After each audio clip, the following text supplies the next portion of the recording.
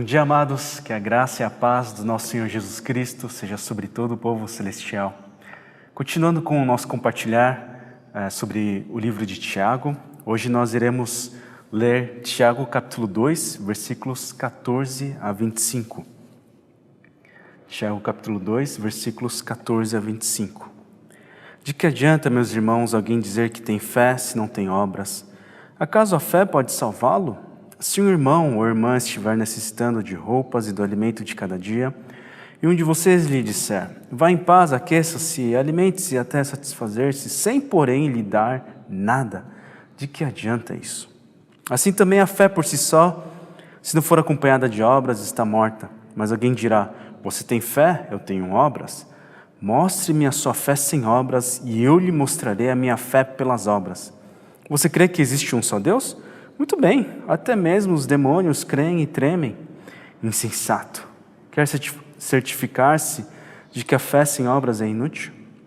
Não foi Abraão, nosso antepassado, justificado por obras quando ofereceu seu filho Isaque sobre o altar?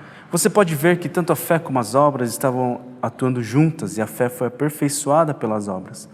Cumpriu-se assim a escritura que diz, Abraão creu em Deus e isso lhe foi creditado como justiça. E ele foi chamado amigo de Deus. Vejo que uma pessoa é justificada por obras e não apenas pela fé. Caso semelhante ao de Raabe, a prostituta, não foi ela justificada pelas obras quando acolheu os espias e os fez sair por outro caminho? Assim como o corpo sem espírito está morto, também a fé sem obras está morta.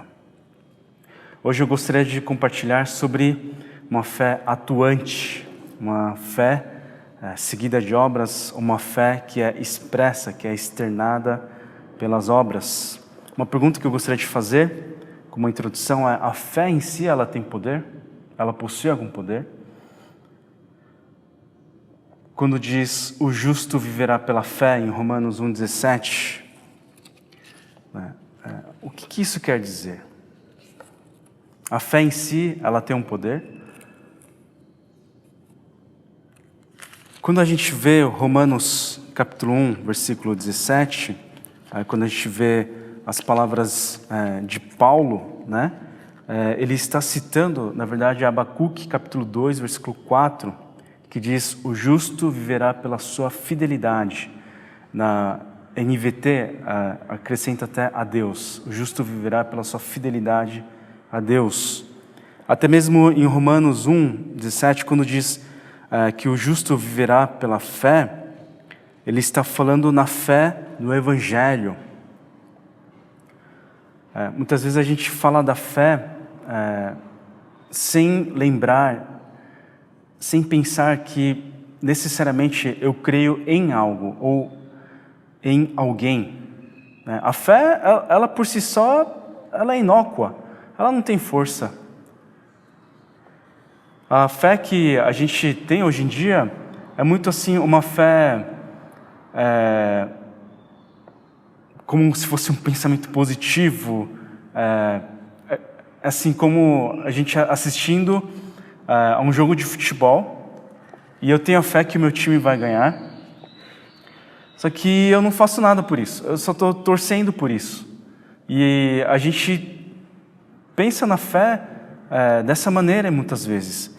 Só que quando aqui Paulo ele fala o justo viverá pela fé, ele está falando porque no Evangelho é revelada a justiça de Deus.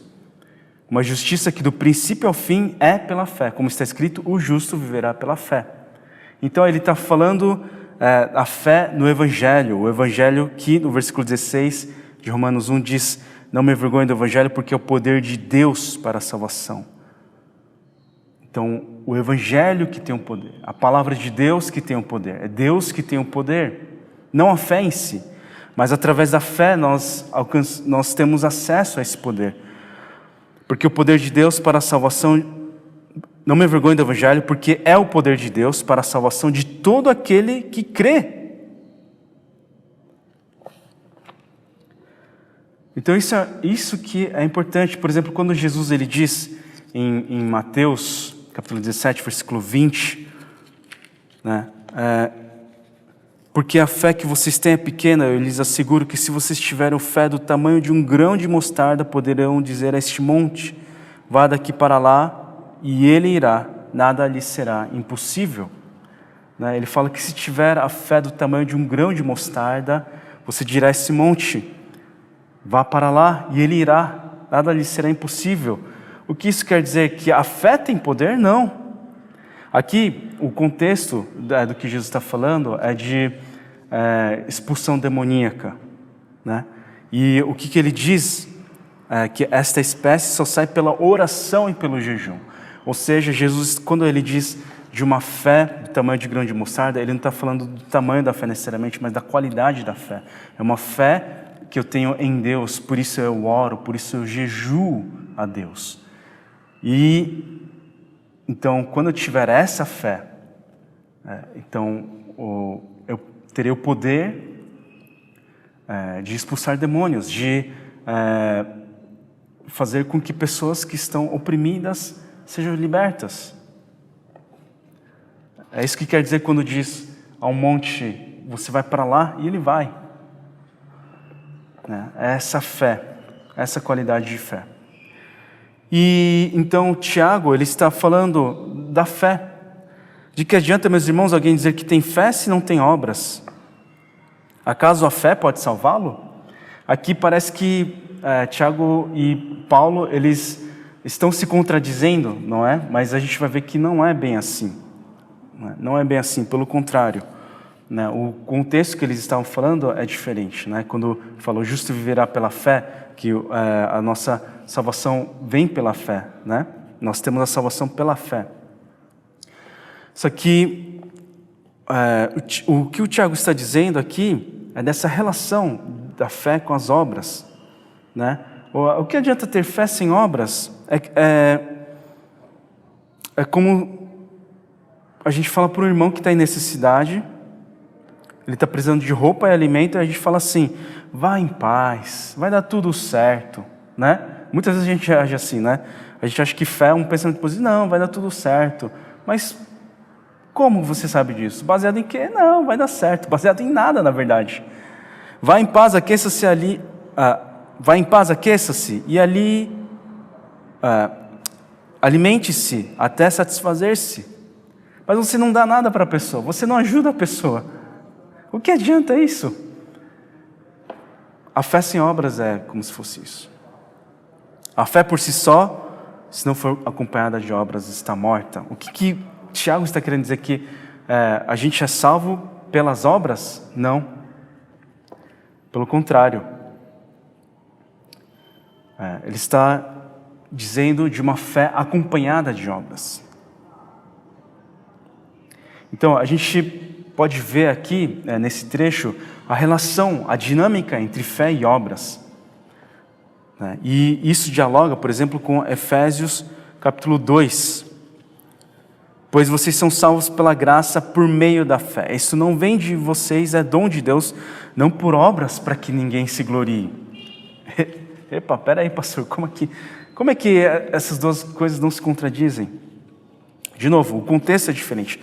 Paulo, ele está falando para os irmãos de Éfeso, né? na sua maioria gentios, né? Ou seja, não judeus. Tiago, ele está falando para judeus. Não adianta só dizer que eu creio. Não adianta só ter uma fé intelectual, por assim dizer.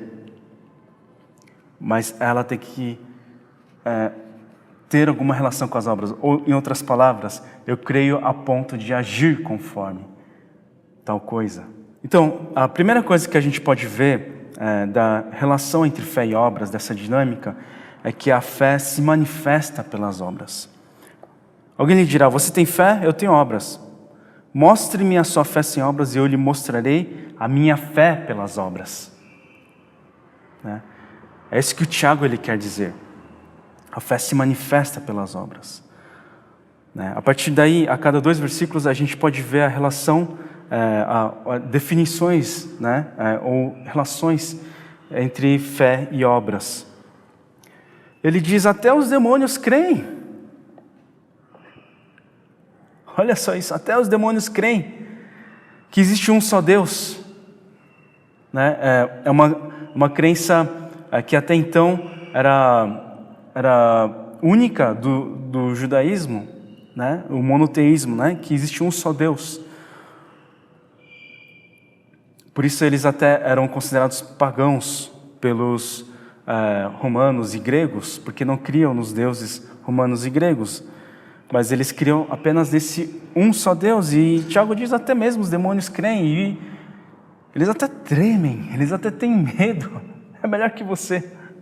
Melhor que vocês que dizem que têm fé, mas não demonstram isso com as obras. É isso que o Tiago está dizendo. A segunda coisa é que a fé sem obras, a fé separada de obras é inútil. Versículo 20, insensato quer certificar-se de que a fé sem obras é inútil. Não foi Abraão, nosso antepassado, justificado por obras quando ofereceu seu filho Isaque sobre o altar? Então, ele dá dois exemplos aqui. E ele dá exemplo de Abraão e depois ele dá exemplo de Raabe. Abraão, ele é considerado o pai da fé. Ele recebeu a promessa de Deus. Ele é uma grande referência para os judeus. E ele está dizendo dessa oferta que Abraão entregou a Deus. Ele ofertou o Isaque, o seu próprio filho. Isaque significava sonho de Abraão, significava promessa que Deus havia dado a Abraão de que iria dar descendência, e iria abençoar as famílias e as nações através de Abraão e dos seus descendentes. Isaque era o filho da promessa, era sinal de esperança, mas Abraão, ele entregou tudo isso a Deus. Em Hebreus diz que Abraão faz isso porque ele tinha a fé na ressurreição. Ele tinha a convicção de que Deus poderia ressuscitar a Isaque. Por isso, ele entrega Isaque. Ele oferece Isaque. E olha só, a terceira coisa sobre a relação entre fé e obras. Você pode ver que tanto a fé como as obras estavam atuando juntas. Então, elas andam juntas. E não só isso, a quarta coisa, a fé, ela foi aperfeiçoada pelas obras. Olha só, aqui tem um mistério importante. A fé, ela é aperfeiçoada pelas obras. Algumas versões em português dizem a fé é consumada pelas obras. Em original, no grego, a palavra aperfeiçoada é teleio, né, que tem esse significado de completar, de realizar, de consumar, de tornar perfeito. Então, quando a gente age pela fé, a nossa fé ela é aperfeiçoada. Isso é muito importante. Então, a fé separada de obras é inútil. A fé separada de obras, a fé ela é manifestada pelas obras. E a fé e a obra andam juntas. Não só isso, mas a fé é aperfeiçoada pelas obras. Cumpriu-se assim a Escritura que diz: Abraão creu em Deus, e isso lhe foi acreditado como justiça, e ele foi chamado amigo de Deus. Então, pela fé, Abraão foi justificado, ele foi salvo, e pela fé, Deus o acreditou como justiça, o considerou justo, e não só isso, ele foi chamado amigo de Deus, ele passou a ter intimidade com Deus. Vejo que uma pessoa é justificada por obras e não apenas pela fé. A quinta coisa, uma pessoa ela é justificada pela fé atuante. Eu creio a ponto de agir conforme. Não é só alguma coisa intelectual, não é uma fé inócua. Versículo 25, ele dá um segundo exemplo, o exemplo de Raabe. Caso semelhante ao de Raabe, a prostituta não foi ela justificada pelas obras quando acolheu os espias e os fez sair por outro caminho.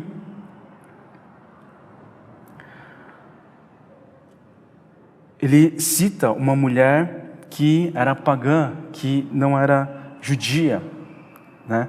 Ela era uma prostituta. E isso nos dá esperança, porque ela creu E ela agiu conforme essa fé no Senhor. Ela abriu mão da sua vida de luxúria, ela abriu mão da sua vida de paganismo, ela abandonou os outros deuses, ela abandonou seu estilo de vida para, então, crer em Deus. E isso foi lhe imputado como justiça também, ela foi justificada por essa fé atuante, né? É isso que Tiago ele quer dizer. E por fim, a sexta coisa que a gente vê da relação entre fé e obras. Assim como o corpo sem espírito está morto, também a fé sem obras está morta. A questão aqui não é que a gente é salvo pelas obras, mas quando a gente age pela fé, é pela fé atuante.